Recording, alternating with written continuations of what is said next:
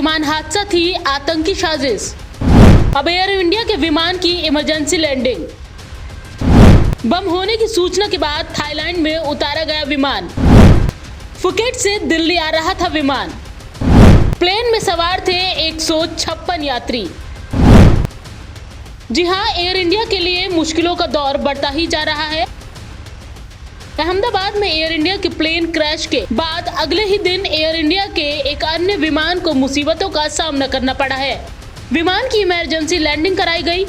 Plane में बम होने की सूचना मिली थी, जिसके बाद इस विमान को आनन फानन में थाईलैंड में ही दोबारा से उतारा गया। आपको बता दें कि थाईलैंड के फुकेट इंटरनेशनल एयरपोर्ट पर एयर इंडिया की फ्लाइट AI 379 की इमरजेंसी लैंडिंग कराई गई। फ्लाइट फुकेट से दिल्ली आ रही थी और इस विमान में 156 लोग सवार थे। टेक ऑफ करने के बाद प्लेन में बम होने की सूचना मिलती है। धमकी मिलते ही फुकेट एयरपोर्ट ने एयरपोर्ट की कंटीजेंसी प्लान एक्टिवेट कर दिया। एयरपोर्ट अफसरों ने कहा है कि धमकी को लेकर सभी जरूरी कदम उठाए गए। विमान अंडमान सागर के ऊपर एक बड़ा चक्कर लगाते हुए पलटा और करीब 20 मिनट बाद फुकेट में ही सुरक्षित इमरजेंसी लैंडिंग की। सभी यात्री और क्रू मेंबर फिलहाल सेफ हैं, किसी को भी कोई नुकसान नहीं हुआ। वहीं एयर इंडिया के एक बयान में कहा गया है कि ईरान में स्थिति और उसके एयर स्पेस बंद होने के कारण कई विमानों का मार्ग या तो परिवर्तित किया जा रहा है या फिर विमानों को वापस मूल स्थान पर ही लैंड कराया जा रहा है।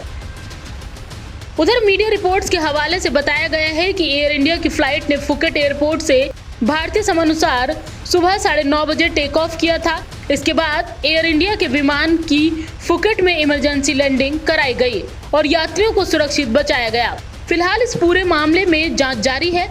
पता लगाया जा रहा है कि बम की धमकी का सोर्स क्या है, क्या ये कोई आतंकवादी साजिश का हिस्सा है।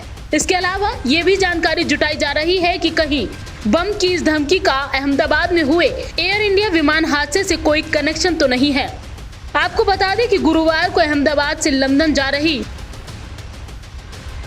एयर इंडिया की फ्लाइट हादसे का शिकार हो गई थी।